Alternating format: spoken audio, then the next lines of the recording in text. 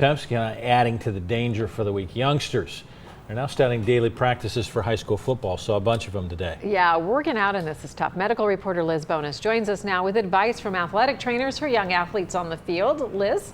I was just watching them getting warm. This is the first week of football practice. Many area high school teams using morning practice times right now to try and beat the heat. Athletic trainers that we talked to, however, from St. Elizabeth Healthcare say no matter what time of day you practice or play, when it is this hot outside, a few simple steps may be critical to setting your body up for a successful season. See, you're drinking some water there, huh? Yeah, it's kind of hot out here.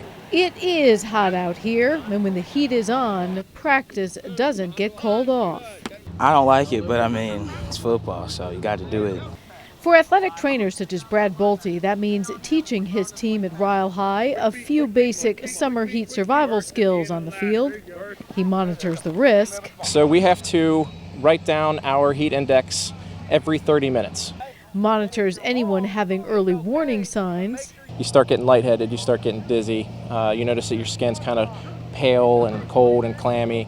And along with head coach Michael Engler, does his best to let players know what to look for related to heat on and off the field. It's really kind of funny, like dehydration, we tell them, it's funny to listen to it, but you got to look at when you go to the bathroom, what it looks like. Bolte says changes in urine output or color can be early warning signs for dehydration. And fluid intake prior to practice? I recommend that they start drinking about 24-48 hours before practice. Maybe as important as the cup of water suggested every half hour on the field.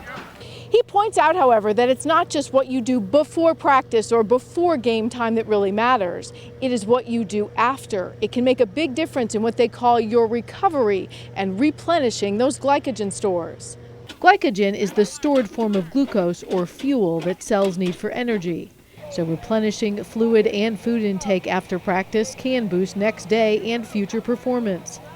And speaking of future performance, I had to ask. All right, what's it feel like right now? It's hot. No, not just about the heat. That's on. But so is the pressure, as Coach Engler puts it. Anything short of a state championship doesn't fit it. Doesn't fit the bill. Spoken like a true winning coach. The post-game meal, by the way, some professional teams feel like it's so important to get those energy stores replenished. After the big game, they will buy dinner for the players. I did a sports nutrition project as a dietitian with a hockey team. They would eat 6,000 calories a day on average, those guys, and they would buy the post-game meal. It's on the bus ride back, so the guys would eat well, because that after meal, everybody thinks of before, but after is important. Really? Every game they're eating. Yeah. Right after, and the amount that they eat right after a game. It's a pot of spaghetti, not a bowl. It's a pot. That's a reason to exercise. I know. That's what I always say too. Exercise so I can eat more. And their individual pizzas are like this. Oh yeah. Oh, that's a small. Yeah, that's I know. yeah. That's so true.